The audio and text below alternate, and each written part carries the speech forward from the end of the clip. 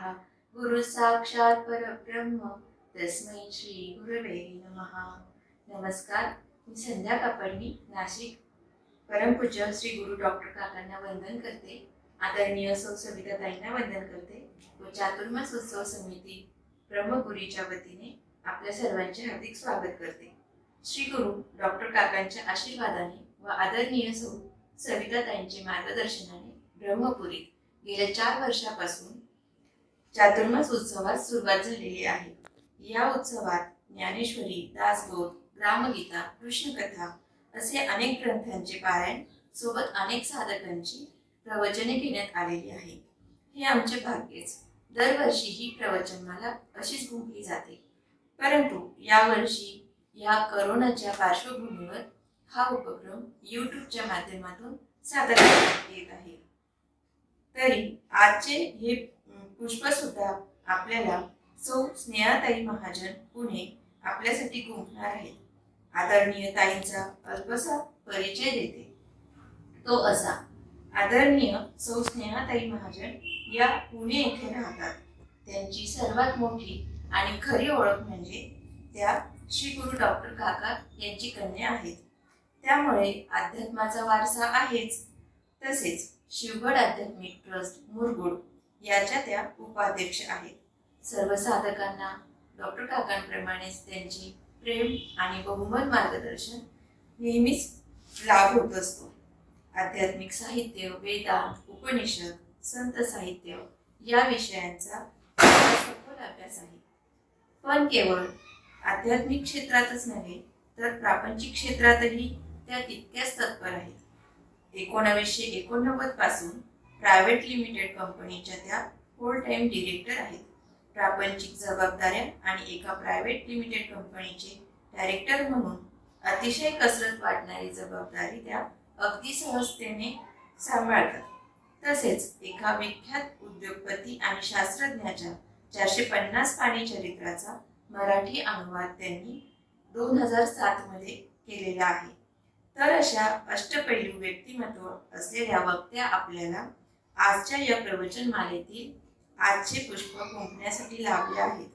आदरणीय सौ स्नेहाताई आपल्याला तुकाराम गाथेतील अभंग नंबर 1511 यावर प्रवचन देणार आहेत. या अभंगात महाराज म्हणतात: सर्व भूतांमध्ये नारायण साक्षी रूपाने समान आहे.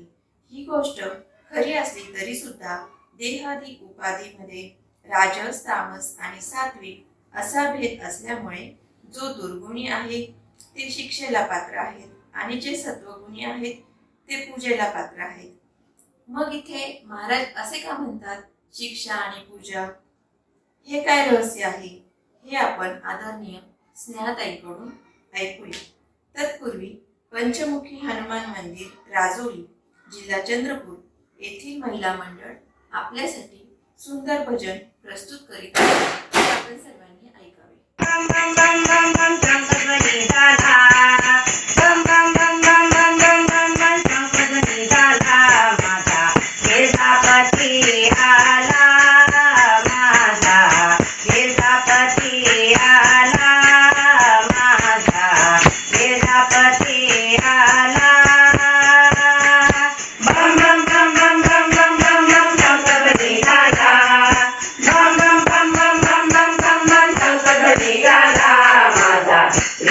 Pati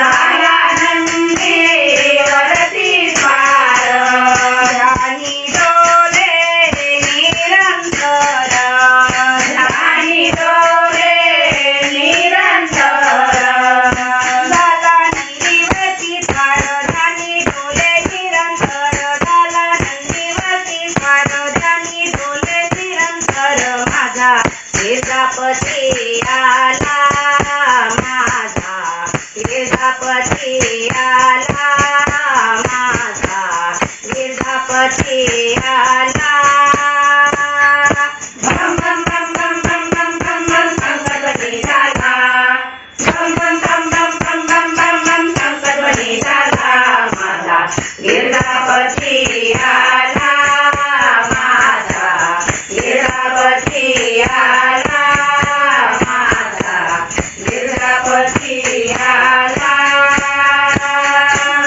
नेत्री लागली समाधी नेत्री लागली समाधी तारक नाम तुझे ना कधी तारक नाम तुझे ना कधी नेत्री लागली समाधी तारक नाम तुझे ना कधी नेत्री लागली समाधी तारक नाम तुझे ना कधी माझा गिरजापती आला माझा गिरजापती आला माझा गिरजापती आला बम बम बम बम बम बम बम बम शंकरपती झाला बम बम बम बम बम बम बम बम शंकरपती झाला माझा गिरजापती आला माझा गिरजापती आला माझा गिरजापती आला तुकड्या माने नीळकंठ तुकड्या माने नीळकंठ देतो भाविकाची भेट देतो भाविकाची भेट तुकड्या माने नीळकंठ देतो भाविकाची भेट तुकड्या माने नीळकंठ देतो भाविकाची भेट माझा गिरजापती आला माझा गिरजापती आला माझा गिरजापती आला बम बम बम बम बम बम बम शंकरपती झाला बम बम बम बम बम बम बम शंकरपती झाला माझा गिरजापती आला माझा गिरजापती आला गुरुर्ब्रह्मा गुरुर्विष्णू गुरुर्देव महेश्वरः गुरु साक्षात परब्रह्म तस्मै श्री गुरवे नमः. माझे श्री गुरु डॉक्टर काका डॉक्टर देशमुख यांच्या चरणी वंदन करते. श्री समर्थ रामदास स्वामी यांच्या चरणी वंदन करते. तुकाराम महाराज आणि ज्ञानेश्वर माऊली यांच्या चरणांना वंदन करते. आणि जनसेवेपायी काया झिजवावी घाव सोसुनिया मने रिझवावी या उक्तीचा अगदी सार्थ अनुभव आत्ता आपण ज्यांच्यामुळे घेतोय, ज्यांनी आत्ता हा ऑनलाईन भक्तीचा मळा फुलवण्याचं कार्य चालू केलं आहे आणि तो छान कार्यक्रम चालू आहे. हे ज्यांच्यामुळे घडलं आहे, ज्यांच्या अथक प्रयत्नातून आणि त्यांच्या उत्साहातून आणि त्यांच्या श्रद्धेमधून ह्या ज्या गोष्टी केल्या आहेत, त्या हे सगळं कार्य करणाऱ्या आदरणीय सौ सविताताई खरवडे ब्रह्मपुरी यांना पण मी प्रणाम करते, नमस्कार करते. कारण या त्यांच्या सगळ्या आयोजनाचं यूट्यूबवरती हे सगळं टेक्नॉलॉजी वगैरे सगळं त्याचं अवलंब करून त्याचं सगळं अतिशय सुंदर नियोजन करून त्यांनी हा जो कार्यक्रम सुरू केला आहे तो खरंच खूप कौतुकास्पद आहे. आणि अशा या प्रवचन मालिकेमध्ये मला थोडं काही बोलण्याची त्यांनी मला संधी दिली किंवा त्या मला म्हणाल्या की स्नेहाताई तुम्ही एखाद्या तरी अभंगावर बोला. तर त्यामुळे मला पण छान प्रेरणा मिळाली की माझा थोडाफार अभ्यास झाला, त्याच्यामुळे असं मी म्हणते. आता बघूया, आपल्याला कळेलच त्याच्यातून की खरंच किती अभ्यास झाला आणि किती बोलता येतं आहे, हे जास्ती महत्त्वाचं आहे. तर त्यांना अशा सविताताईंना मी नमस्कार करते. आणि तुकाराम महाराजांच्या गाथेवरती हा जो आत्ता सोहळा चालू आहे, निरूपणं चालू आहेत, त्याच्यामध्ये एका अभंगावर बोलण्याचा एक प्रयत्न करते. आजचा विषय मांडताना मला आठवतं आहे ते शाळेमध्ये एक पाठ केलेला श्लोक. तो श्लोक कुठला होता की सुश्लोक वामनाचा अभंगवाणी प्रसिद्ध तुकयाची ओवी ज्ञानेशाची आणि आर्या तशीच मयूरपंतांची.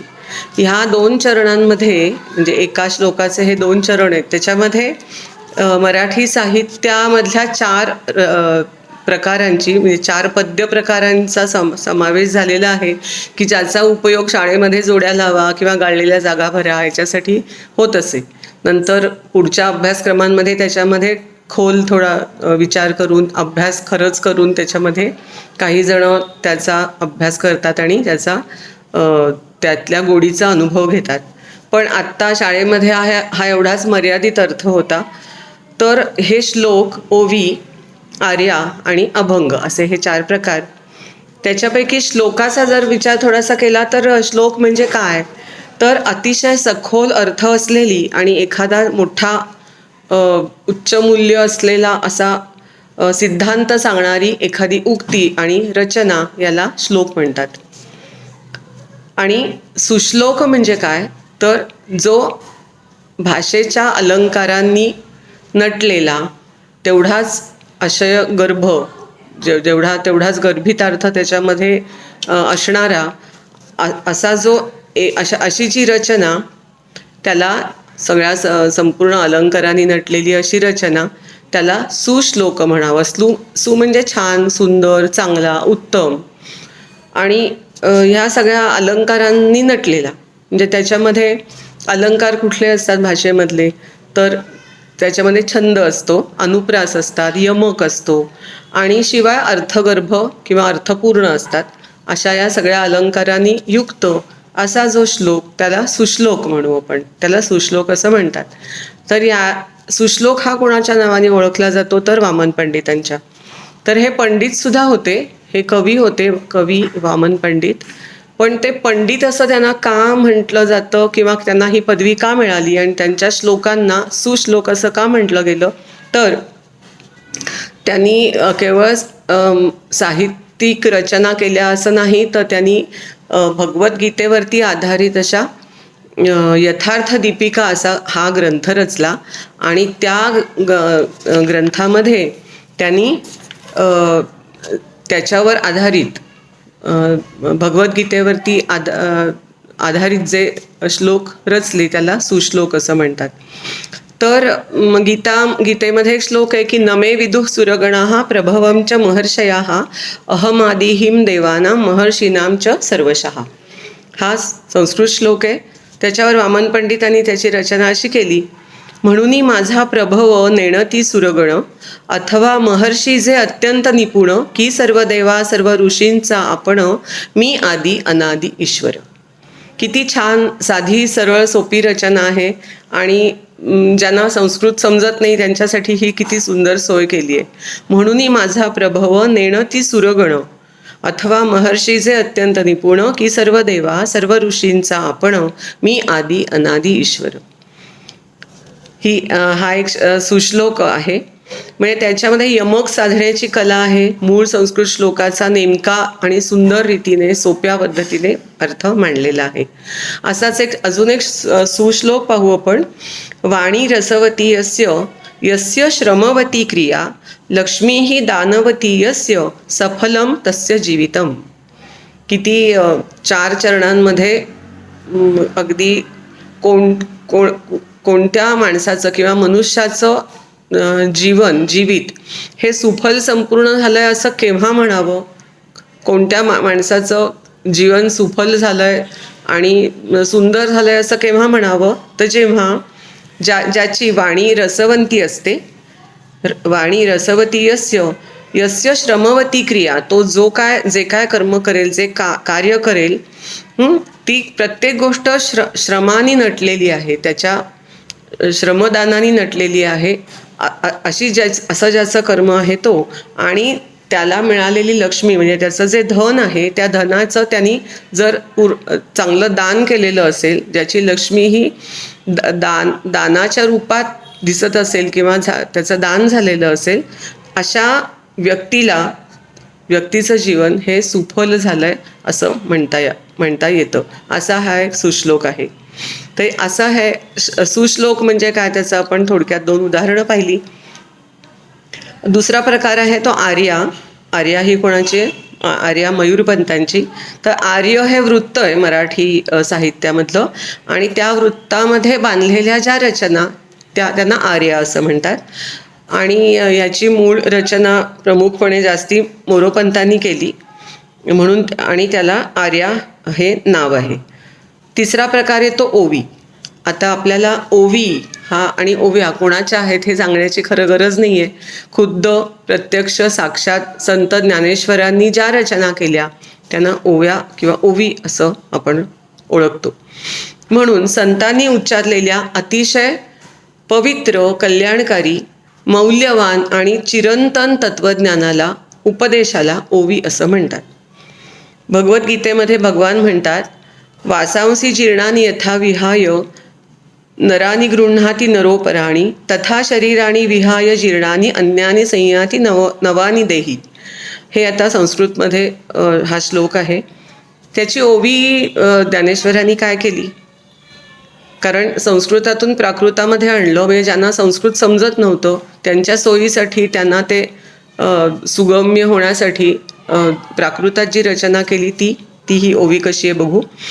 ज्ञानेश्वर महाराज म्हणतात, जैसे जीर्ण वस्त्र सांडीजे मग नूतन वेढीजे तैसे देहांतरा ते स्वीकारीजे चैतन्यनाथे. किती सोपं असं वाटतंय हे, की काय, जैसे जीर्ण वस्त्र सांडीजे म्हणजे आपण सोडून देतो.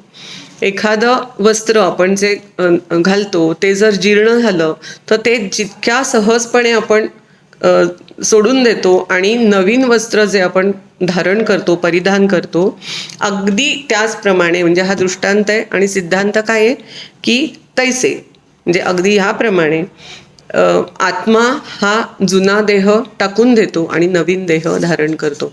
एवढं मोठं तत्त्वज्ञान फक्त या 2 चरणामध्ये संत ज्ञानेश्वरांनी या ओवीमधून आपल्याला इतकं सोपं करून सांगितलेलं आहे.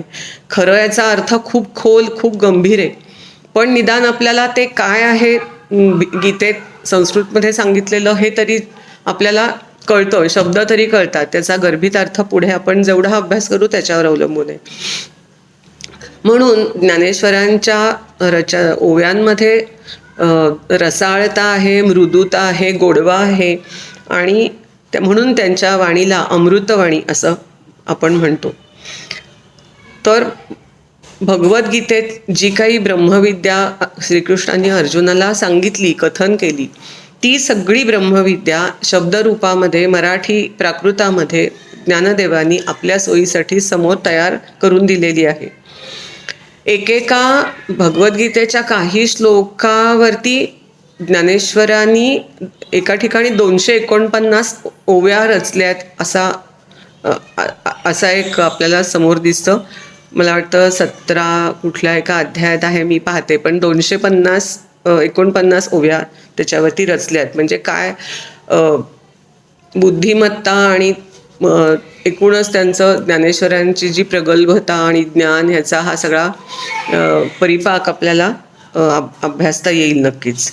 हा तिसरा प्रकार पाहिला आपण. आणि चौथा प्रकार मराठी साहित्यातल्या पद्यरचनेचा, तो म्हणजे कोणाच्या नावाने ओळखला जातो तर अभंगवाणी. अभंगवाणी ही अगदी नक्की संत तुकोबांच्या नावानेच ओळखली जाते. संत तुकोबांचे अभंग. अभंग हा शब्दसुद्धा आपण इतक्या सहजपणे वापरतो ना की अभंग, हे काय, हा आज भीमसेन जोशींचा अभंग फार सुंदर आहे, फार गोड आहे, खूप सारखा ऐकावासा वाटतो. पण तो अभंग काय आहे? अभंग म्हणजे काय? अभंग की ज्याचा कधीही भंग होत नाही, ज्याच्यातला विचार किंवा उपदेश किंवा तत्वज्ञान हे कधीच लोप पावत नाही, ते ते अगदी कालबाह्य कधीही होत नाही, असा जो विचार, असा उपदेश, असं तत्वज्ञान म्हणजे अभंग. हे अभंग रचणारे तुकाराम महाराज आपल्या डोळ्यासमोर नेहमी कसे येतात हो? तर एक छान असा साधा पांढरा धोतर आणि असा वेश परिधान केलेले, कपाळावरती बुक्का लावलेला आहे, गंध लावलेला आहे, अतिशय मृदू सुंदर असं सात्विक सोज्वळ चेहरा आहे, आणि गळ्यामध्ये एकतारी अडकवलेली आहे, हातामध्ये चिपळ्या आहेत, आणि ते विठ्ठल नामाच्या भक्तीमध्ये, विठ्ठलाच्या भक्तीमध्ये गुंग होऊन, रममाण होऊन ते कीर्तन करतायत. असं एक चित्र कायम आपल्या डोळ्यासमोर असतं. आपण तुकाराम गाथेच्या कव्हरवरती सुद्धा हेच चित्र पाहतो, आणि आपल्यासमोर त्यांची एक प्रतिमा उभी राहते की तुकाराम महाराज हे असे. तुकाराम महाराजांचं मुख्य मुक्तीचं कुठलं चार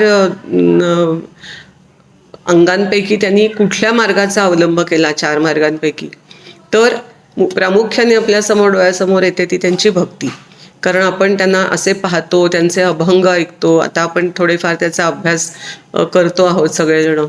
तर अभंग असे रचणारे, हे साधे भोळे, अशी भोळी भक्ती करणारे असे तुकाराम महाराज, अशी आपली एक प्रतिमा साधारणपणे आपल्यासमोर आहे. पण तुकाराम महाराज हे खरंच अशी भोळी भक्ती करतात का हो? आपण बघूया. काही ठिकाणी त्यांचं अगदी म्हणजे ते देवाला खूप विनवणी करतायत खूप ठिकाणी, की देवा माझ्यावर अशी भक्ती अशी माझ्या हातून भक्ती घडू दे, माझ्याकडून असं वाईट काही होऊ नये, आणि ही सगळी जबाबदारी तुझीच आहे. म्हणजे इतकी श्रद्धा आहे की मी जे काही करतो ना त्याच्यात काही चूक होऊ देऊ नकोस, त्यात काही आगळीक होऊ देऊ नकोस, मला वाईट गोष्टींपासून सतत तू दूर ठेव आणि मला तुझ्या जवळ घे, अशी सतत विनवणी करणारे असे तुकाराम महाराज आपल्याला गाथेमध्ये दिसतात. काही ठिकाणी ते अतिशय वेगळ्या पद्धतीने त्यांचे विचार व्यक्त करताना दिसतात. त्याच्यामध्ये एका ठिकाणी काय म्हणतात ते बघूया. भुके नाही अन्न मेल्यावरी पिंडदान, हे तो चाळवा चाळवी केले आपणची जेवी, नैवेद्यांचा आळ वेचे ठाकणी सकळ, तुका म्हणे जड मज राखावे न राखावे दगड, मज न राखावे दगड, मला तू दगड असा करून ठेवू नकोस. कसा? तुका म्हणे जड मज न राखावे दगड, मला असा जड असा दगड असा तू मला अजिबात ठेवू नकोस. असा म्हणजे कसा दगड? कोणाला दगड म्हटलंय तुकारामांनी ते बघूया. की जो मनुष्य भुकेल्याला अन्न देत नाही, ज्याला अन्नाची गरज आहे त्याला अन्न त्यावेळी तो देत नाही, पण तो मनुष्य गेल्यानंतर, तो मनुष्य मेल्यानंतर त्याच्या नावाने मात्र अगदी पिंडदान करेल, श्राद्ध करेल, अमुक करेल, तमुक करेल, सगळे ते विधी करेल आणि त्याचा सगळा सोहळा करेल, जे करायला हवं ते कर्मकांड सगळं करेल. याच्यात मुख्य आहे ते कर्मकांड. हे असा जो करेल तो नेमकं काय करत असतो, तर तुकाराम महाराज अगदी स्पष्टपणे सांगतात की हे तो चाळवा चाळवी. हे काय आहे सगळं? ही चाळवा चाळवी आहे, म्हणजे हे सगळी फसवणूक आहे, फसवा फसवी आहे, चाळवा चाळवी. कारण काय? त्याच्यामध्ये तो काय करतो पिंडदान करताना?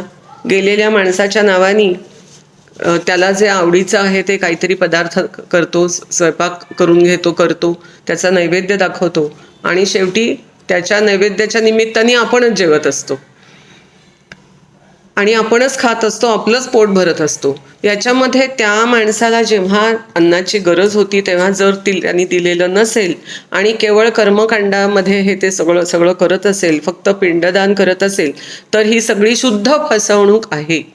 याच्यामध्ये काहीही अर्थ नाही. या कर्मकांडाची किंमत, त्याचं मूल्य हे शून्य आहे. आणि असं करणाऱ्या माणसाला दगड म्हणावं असं स्पष्टपणे या अभंगामध्ये त्यांच्या दिसतं आहे. इतकं स्पष्ट जर ते बोलत असतील तर संत तुकारामांना असे भोळी भक्ती करणारे संत आपण म्हणावं का? हा आपला पण विचार करण्याचा विषय आहे.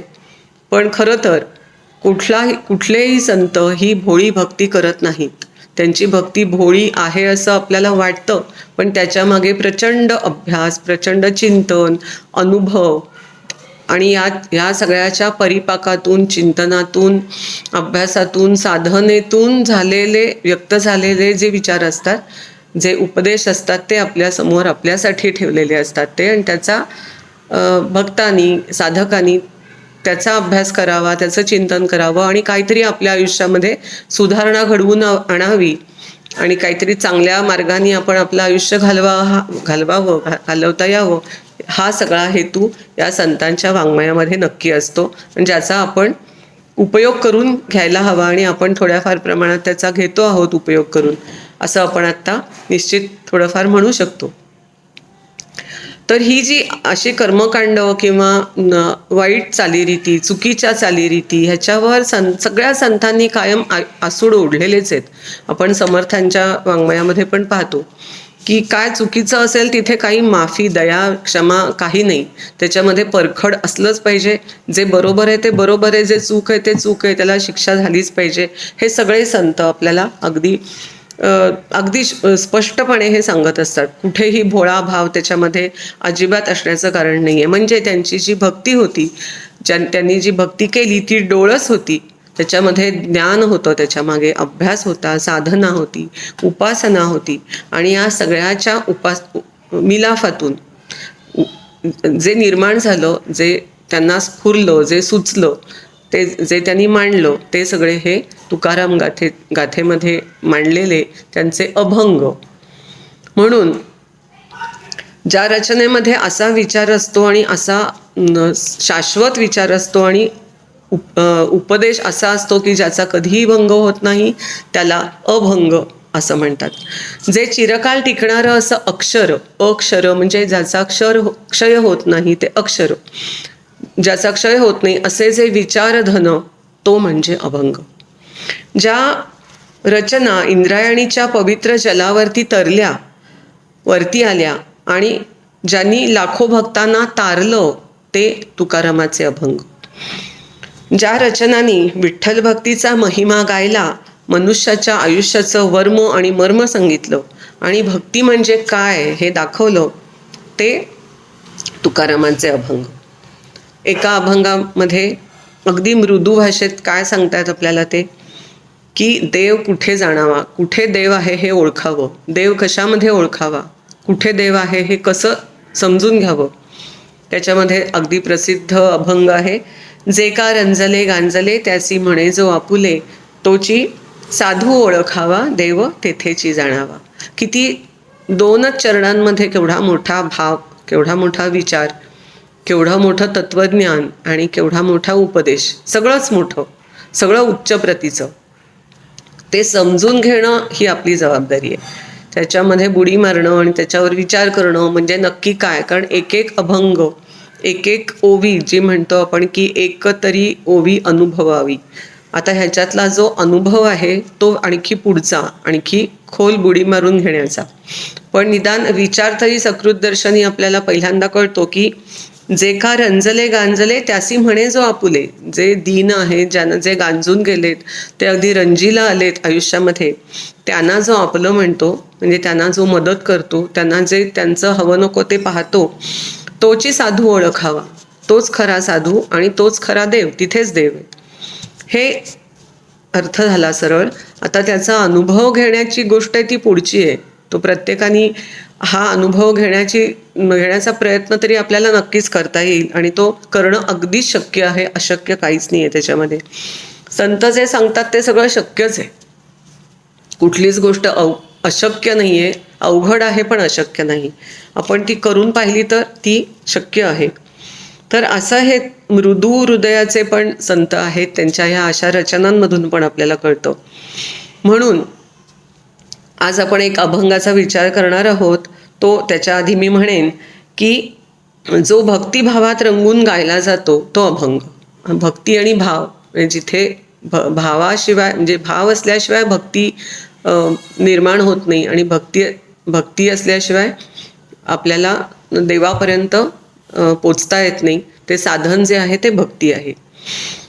म्हणून आज आपण म्हणू शकतो की टाळ बोले चिपळीला नाच माझ्या संग, देवाजीच्या दारी अज रंगवू अभंग. आज एक आपण सविताताईंनी दिलेला माझ्यासाठी अभंग आहे, तो आपण रंगवण्याचा प्रयत्न करू. निदान विचार तरी त्याच्यावरती थोडा करण्याचा प्रयत्न करू. तर आजचा अभंग आहे, असती कंटाळा हा नव्हे मत्सर. असंती कंटाळा हा नव्हे मत्सर, ब्रह्म हे विकार विरहित. तरी म्हणा त्याग प्रतिपादिलासे, अनादि हा असे वैराकार. शिजले हिरवे एक नावे धान्य, सेवनापे भिन्न निवडेते. तुका म्हणे भूती साक्षी नारायण, अवगुणी दंडण गुणी पूजा. किती हे 4च चरण आहेत, त्याच्यामध्ये केवढा मोठा विचार सामावलेला आहे आपण बघूया. असंती कंटाळा हा नव्हे मत्सर, ब्रह्म हे विकार विरहित.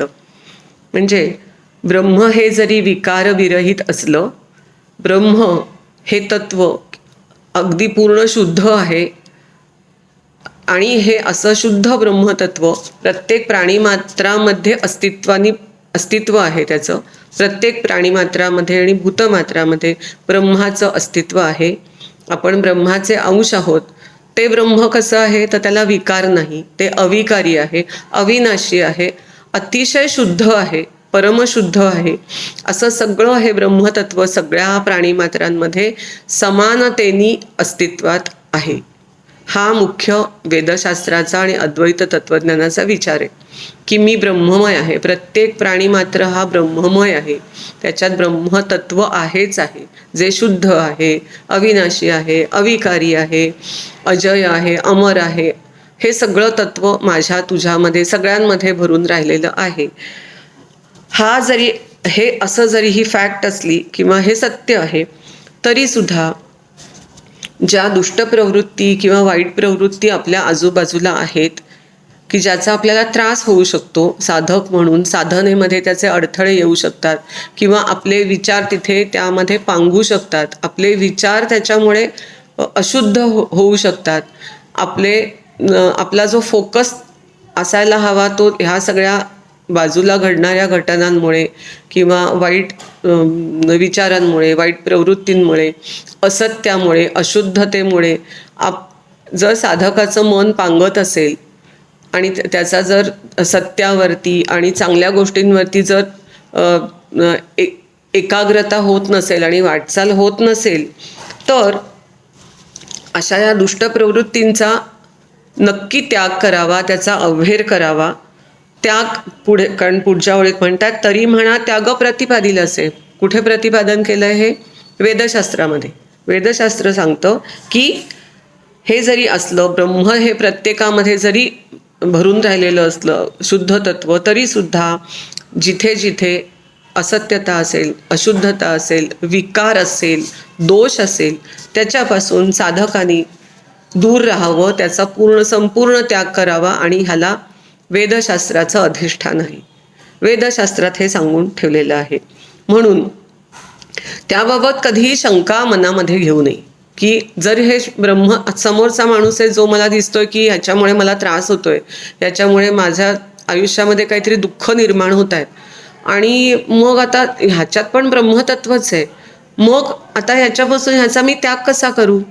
तर त्याचं हे उत्तर आहे. काय उत्तर आहे की जरी तसं असलं तरीसुद्धा हे जे काही विरुद्ध अर्थ आहे किंवा जो हा दोष आहे, हा जो दोष आहे तो अनादिकालापासून आहे. तो आत्ता आहे असं नाही आहे. अगदी अनादिकालापासून हे विरोधाभास हा जो आपल्याला दिसतो हा तेव्हापासून आहे. म्हणून त्याचा खुशाल त्याग करावा आणि आपण आपलं मन निर्मळ ठेवावं. आपल्याला ज्या गोष्टी बरोबर वाटत आहेत, ज्या खऱ्या वाटत आहेत, ज्या अविनाशी वाटत आहेत, चांगल्या वाटत आहेत, त्याच आपण त्याचा स्वीकार करावा आणि आपली वाटचाल चालू ठेवावी. बाकी कशाचाही विचार करून इतका शुद्ध स्पष्ट संदेश याच्यातून दिलेला आहे. याच्यामध्ये मग हा जो सिद्धांत आहे, असंती कंटाळा हा नव्हे मत्सर.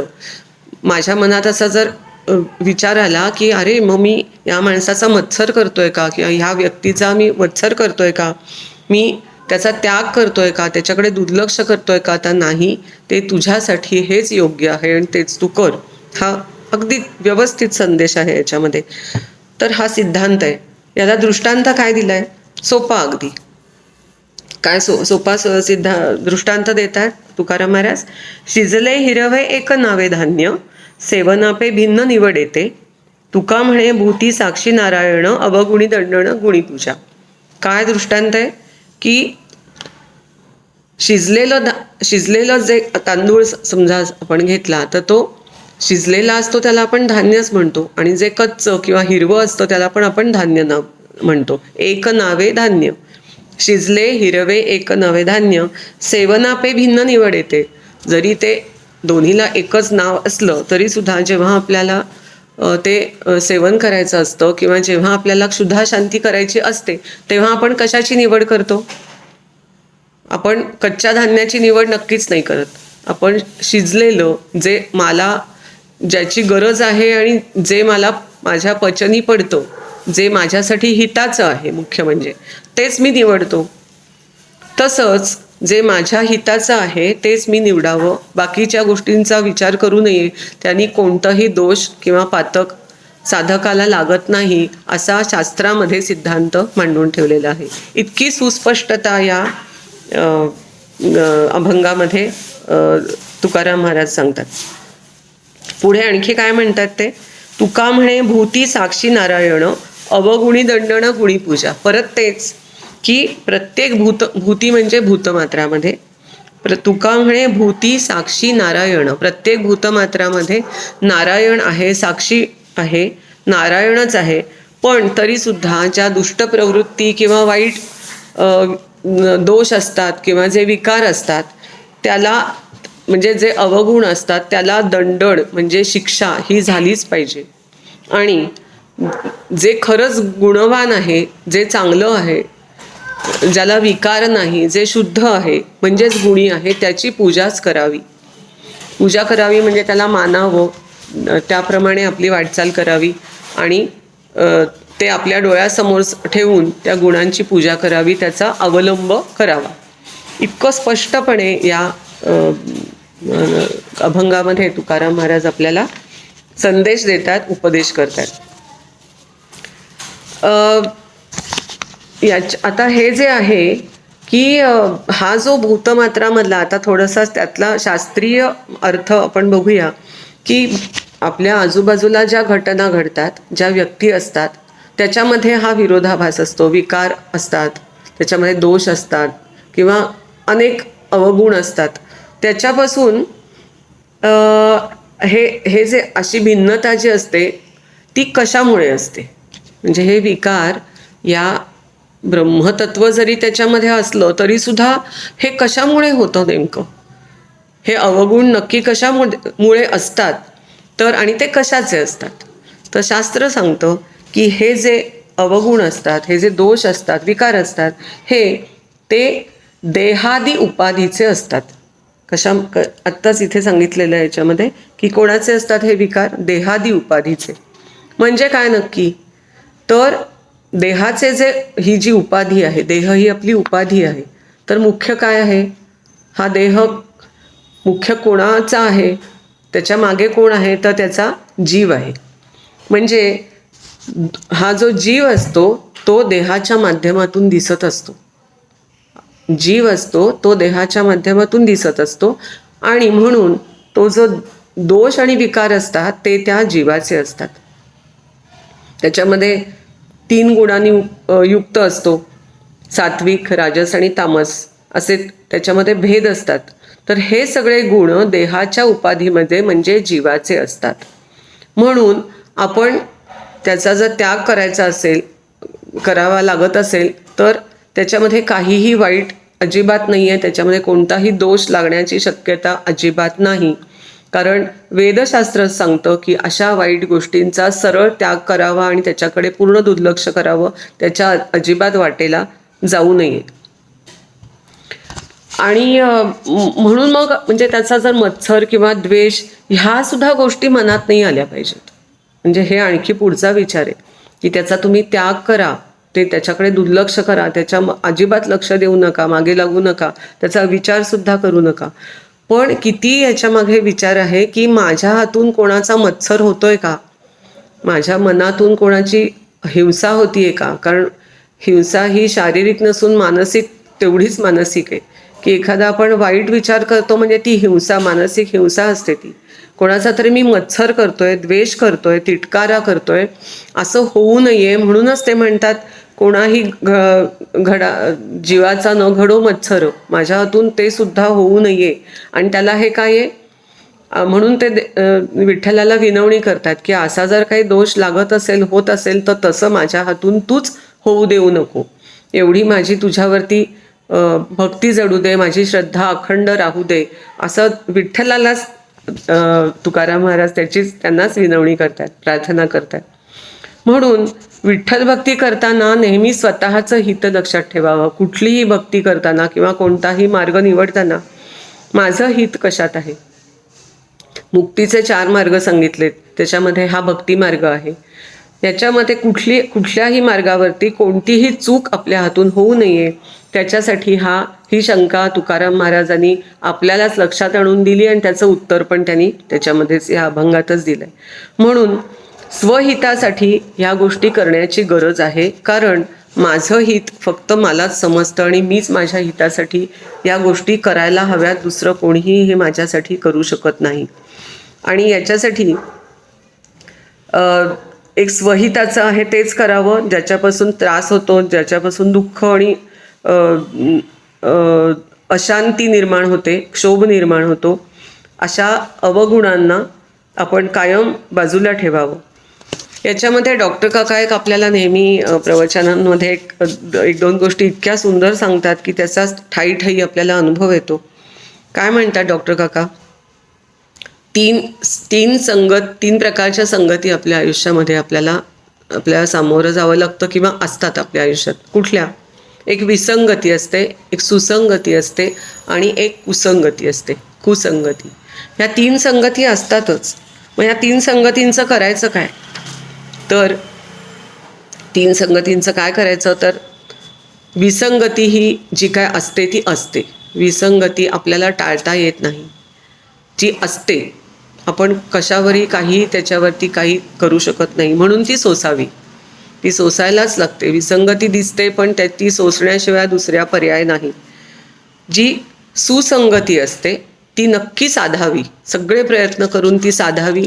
सुसंगतीमध्ये आपण कायम चांगल्या संगतीत राहावं. संगती चांगली असावी. आपल्याला आपण जे वागतो त्याच्यामध्ये सुसंगती असावी, विचारांमध्ये सुसंगती असावी. हे काहीही करून कुठलीही किंमत देऊन ही साधावी. आणि तसंच काय वाटेल ते करून कुसंगती ही अगदी पूर्णपणे टाळावी. अशा 3 इतक्या एक बेसिक पण फंडामेंटल गोष्टी आयुष्यामधल्या आपल्याला डॉक्टर काका नेहमी सांगतात. त्या अतिशय त्या विचार करून त्या अप्लाय करण्यासारख्या नक्कीच आहेत आपल्या सगळ्यांना. तर ह्या संगतींचा त्याच्यावरती विचार आहे. अजून एक डॉक्टर काका आपल्याला सांगतात की आता ह्या अभंगामध्ये काय सांगितलंय? असंधी कंटाळा हा नवे मत्सर, तरी म्हणा त्याग प्रतिपादिलासे अनादी हा वैराकार. हा अनादी आहे. हा काही आत्ता मलाच फक्त त्याचा त्रास होतोय, आत्ताच्या युगामध्येच हा आहे, सगळं स्वैराचार माजलेला आहे, असं आत्ता अजिबात परिस्थिती अशी नाही आहे. ही आत्ताच आहे असं नाही, ही अनादी आहे. त्यामुळे सोडून द्यायचं त्याच्याकडे विचार फार करत बसला तर माझ्या हाती काहीही लागणार नाही आहे. आणि माझ्या हाती लागायला पाहिजे, कारण काय? आपुले आपण जाणावे स्वहित, जेणे राहे चित्त समाधान. हे पण तुकोबांनी सांगून ठेवलंय. आपुले आपण जाणावे स्वहित, जेणे राहे चित्त समाधान. माझं चित्त ज्यामुळे समाधानी आणि सुखी आणि आनंदी राहील हे ओळखावं. आणि हे माझं हित कशामध्ये आहे, मला कोणत्या गोष्टींमुळे मला गती मिळणार आहे, माझं चांगलं होणार आहे, आणि मला कशातून समाधान आनंद मिळणार आहे, मी कशाने सुखी होणार आहे, हे आपलं आपण जाणावं. आणि कायम समाधान चित्तामध्ये राहू द्यावं, असा इतका स्पष्ट उपदेश आणि आपल्याला हा विचार देतात ते फक्त संत आणि गुरुच असतात. म्हणून संत आणि गुरु हे नेहमी आपल्या हिताचं सांगतात, हिताच्याच गोष्टी सांगत असतात. फक्त ते आपण ओळखायचं कसं आणि ते ओळखावं हे पण सांगतात की हे तुलाच ओळखायचं आहे, हे तुलाच करायचं आहे. त्याच्यासाठी अनेक गोष्टी, अनेक अभंग, ओव्या, कितीतरी सुभाषितं आणि कितीतरी गोष्टी आपल्या समोर आहेत. हजारो ग्रंथ आहेत. त्यातला एक तरी ग्रंथ निवडला, त्यातली एक जरी ओवी किंवा अभंग निवडला तरी आपलं आयुष्य तेवढ्या शिदोरीवरती आपल्याला नक्कीच सुखाचं करता येईल. आणि आपल्याला पुढे सुखरूपतेकडे, आनंद रूपतेकडे, ह्या गोष्टी ज्या नंतरच्या आहेत, ज्या खऱ्या आपल्याला साधायच्या आहेत, तिथपर्यंत पोचण्याची शक्यता आहे. अजून एक विचार आपल्याला डॉक्टर काका सांगतात, माझे गुरु, की परमार्थ हा प्रथम पुरुषी एकवचनी आहे. आता बघा, हा जो विचार आहे, आपुले आपण जाणावे स्वहित, जेणे राहे चित्त समाधान. नंतर ही जी काय विकारयुक्त काय गोष्टी, घटना आणि व्यक्ती आजूबाजूला असतात त्याच्याकडे पूर्ण दुर्लक्ष करावं. आणि परमार्थ हा प्रथम पुरुषी एकवचनी आहे. हे तिन्ही विचार इतके सुसंगत आहेत एकमेकांबरोबर. तर आपण थोडा विचार केला तर आपल्याला हे लक्षात येतं की हां, हीच गोष्ट ह्या अभंगात सांगितली आहे, ही वेगळ्या पद्धतीने इकडे ओवीमध्ये सांगितली आहे, आणि शेवटी माझं हित माझ्या हातात आहे, हे इतकं स्वच्छपणे सांगितलेलं आहे. मग परमार्थ हा प्रथम पुरुष एकवचनी आहे म्हणजे काय, तर आपण बघूया. प्रथम पुरुष एकवचन म्हणजे काय. संस्कृतचं पाठांतर करताना शाळेमध्ये असताना म्हटलेलं आपण पाठ करतो, अहम आवाम वयम प्रथमा. अहम आवाम वयम प्रथमा. अहम म्हणजे मी, आवाम म्हणजे आपण दोघं, आणि वयम म्हणजे आपण सगळे. हे प्रथमा विभक्तीचे हे तीन अहम आवाम वयम प्रथम आहेत. तर यातला अहम म्हणजे मी. मग प्रथम पुरुषी एकवचनी परमार्थ आहे म्हणजे काय, म्हणजे परमार्थ हा फक्त माझ्यासाठी आहे, माझ्यापुरता आहे, आणि तो मीच करायचा आहे. माझ्यासाठी आहे, मी परमार्थ केवळ माझ्यासाठी करतो, कोणासाठीही करत नाही. हे मुख्य लक्षात घ्यावं की कुठल्याही व्यक्तीसाठी मी काहीही करत नाही आहे. हा फक्त माझ्यासाठी आहे, तो प्रथम पुरुषी आहे आणि एकवचनी आहे. म्हणजे एकवचन, मी आणि फक्त मी, बाकी कोणीही याच्यामध्ये असण्याचा संबंध नाही आणि त्याचा उपयोगही नाही. दुसरा कोणी माझ्यासाठी परमार्थ करू शकत नाही. माझ्यासाठी कोणी दुसऱ्याने अभ्यास केला तर त्याचा मला काही उपयोग होत नाही. कारण अभ्यास आणि साधना या दोन्ही गोष्टी फक्त माझ्या चित्तामध्येच त्याच्या भिनल्या पाहिजे, तरच मला त्याचं ॲप्लिकेशन जमेल आणि मला माझं आयुष्य सुखाचं आनंदाचं करता येईल. कारण आपल्या सगळ्यांचं ध्येय एकच आहे. हे सगळे अभंग ओव्या ह्या कशासाठी आहेत, तर आपल्या आनंदासाठी आणि सुखासाठी आहेत. बाकी काय, म्हणजे हा परमार्थ म्हटलं तर तो पूर्णपणे स्वार्थ आहे. आणि हे अगदी आपल्याला आपले श्रीगुरू अगदी स्पष्टपणे स्वच्छपणे सांगतात की परमार्थ हा केवळ स्वार्थच आहे. कारण तो प्रथम पुरुषी एकवचनी आहेच ना. म्हणजे मी अहम आहे, हा अहमसाठी आहे, कारण मी एकच आहे. अहम ब्रह्मास्मी हे महावाक्य आहे. अहम ब्रह्मास्मी हे महावाक्य आहे. मग त्या महावाक्यावरती श्रद्धा ठेवून आपलं हे सगळं अभ्यास आणि आपली साधना व्हायला हवी. हे आपल्याला आपले गुरु आणि हे संत सतत आठवण करून देत असतात, सतत सांगत असतात. इतक्या आपल्याला वाटतं की ह्या काय साध्या अगदी हे अगदी सहजपणे मला माहिती आहे. पण नुसतं माहिती असतं, पण त्याचं आपण ॲप्लिकेशन करतोय का, आधी विचार करतोय का. मग तो आपल्याला पटला पाहिजे, मग त्याच्यावर चिंतन झालं पाहिजे. चिंतन झालं की त्याचं ॲप्लिकेशन झालं पाहिजे आणि ते जमलं पाहिजे आणि त्याचा ध्यास लागला पाहिजे आणि त्याच्यात सातत्य असलं पाहिजे. म्हणून मग ते सात्विक गुण असले पाहिजेत. आपण सुसंगतीत राहायला हवं. सात्विकता आपल्यात सतत आपल्याबरोबर असायला हवी. कारण हे जे सगळे चांगल्या गोष्टी असतात ना, त्या कधी संपतील किंवा कधी एकदम लुप्त होतील आणि आपण कधी आपलं मन वाईट गोष्टींकडे धावायला लागेल हे आपल्याला पण कळत नाही. आणि ह्याचा अनुभव प्रत्येकजण आपण घेत असतो. आणि थोडासा आपला आपण विचार केला तरच या गोष्टी आपल्या लक्षात येतात. हे कुठेही कोणी तुम्हाला आपल्याला विचारायला येत नाही की तू हा विचार केलास का, मग हे लक्षात घेतलंस का. कारण हा विषय आहे तो चिंतनाचा आहे. म्हणजे हा सगळा अहमचा अभ्यास आहे. ही सगळी साधना अहमची आहे, फक्त माझी आहे. यातून मला फक्त माझा उद्धार करून घ्यायचा आहे. बाकीच्या जगाशी माझा अजिबात संबंध नाही. त्यातल्या ज्या वाईट गोष्टी आहेत त्या मी कधीच सोडून दिलेल्या आहेत. त्याचं अनुसंधान पूर्ण बाजूला केलेलं आहे. अनुसंधान एकच की मी आणि माझं हित, माझा आनंद आणि माझं सुख, असा हा परमार्थ प्रथम पुरुषी एकवचनी आहे. आणि हीच गोष्ट सगळे संत आणि गुरु आपल्याला सतत तेच सांगत असतात आणि आपण तेच ऐकायला लागतं. कारण ते आपल्या चित्तातून कधी नष्ट होईल किंवा कधी आपण त्याचं विस्मरण होईल हे आपल्याला पण कळत नाही. आणि म्हणून आपण हे असे सोहळे किंवा अशी प्रवचनं, कीर्तनं, श्रवण, चिंतन, मनन, सुसंगती याच्यात सारखं राहावं लागतं. म्हणजे सारखा त्याच्यावरती आपल्याला आपल्या विचारांवरती आणि मनावरती त्याचा सारखा एक असा भडीमार सतत चालूच ठेवावा लागतो. त्याला कुठलाही दुसरा उपाय नाही आहे. कारण त्याच्यातून कधी आपण बाहेर पडू आणि कधी विसरून जाऊ हे आपल्याला कळत नाही. म्हणून त्याच अनुसंधानात राहावं आणि त्याच्यासाठी नामस्मरणासारखी गोष्ट आपल्याला सांगतात, गुरु सांगतात. आणि तुकाराम महाराजांचं आपण वाचलेलं आहे की त्यांची विठ्ठल भक्ती ही किती प्रगल्भ आणि किती गाढ श्रद्धा होती. आणि त्याचं नामस्मरण केल्याशिवाय, विठ्ठलाचं नाम घेतल्याशिवाय त्यांचा एकही क्षण जात नसे.